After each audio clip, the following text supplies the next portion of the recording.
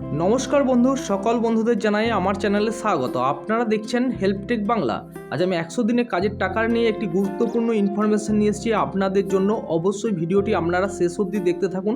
আর যারা আমার চ্যানেলে নতুন তাদেরকে বলবো চ্যানেলটিকে সাবস্ক্রাইব করে সঙ্গে থাকবেন। আর যারা সাবস্ক্রাইব করেছেন তাদেরকে অসংখ্য ধন্যবাদ। তো 100 দিনের কাজের টাকা 21শে ফেব্রুয়ারি কারো অ্যাকাউন্টে 100 দিনের কাজের টাকা দিচ্ছে না রাজ্য সরকার। তাহলে কবে মিলবে 100 দিনের বকেয়া টাকা যে আমাদের মুখ্যমন্ত্রী ঘোষণা করেছিলেন? অবশ্যই ভিডিওটি আপনারা দেখতে থাকুন। আর কেন্দ্রের ভরসা নয়, 100 দিনের কাজের সব টাকা দেবে রাজ্য। চলতি মাসের শুরুর দিকে মোদী সরকারের বিরুদ্ধে রেড রোডে তৃণমূলের ধর্ণা মঞ্চ থেকে এমনটা ঘোষণা করেছিলেন মুখ্যমন্ত্রী মমতা বন্দ্যোপাধ্যায়।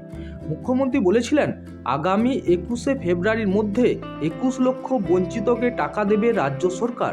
তবে আপাতত 21 তারিখ সেই টাকা কারো অ্যাকাউন্টে ঢুকছে না বলেই এদিন বিধানসভা থেকে জানালেন মুখ্যমন্ত্রী।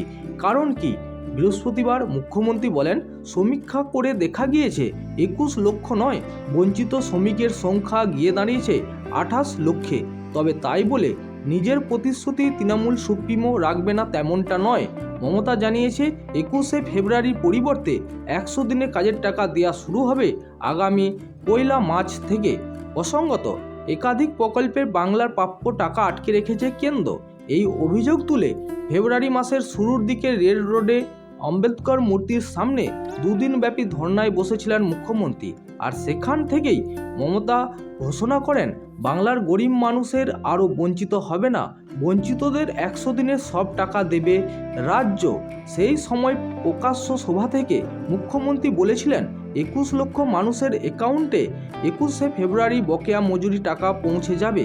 তবে এদিন মুখ্যমন্ত্রী বলেন, সার্ভে করে দেখা গিয়েছে প্রাপকদের সংখ্যা 21 লক্ষ থেকে বৃদ্ধি পেয়ে 24 লক্ষে দাঁড়িয়েছে।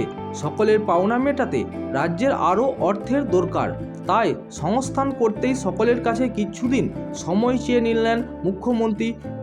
তো অবশ্যই 100 দিনের কাজের টাকা এর ইনফরমেশন পেতে চ্যানেলটির সঙ্গে থাকবেন। ভালো থাকবেন, সুস্থ থাকবেন, সাবধানে থাকবেন।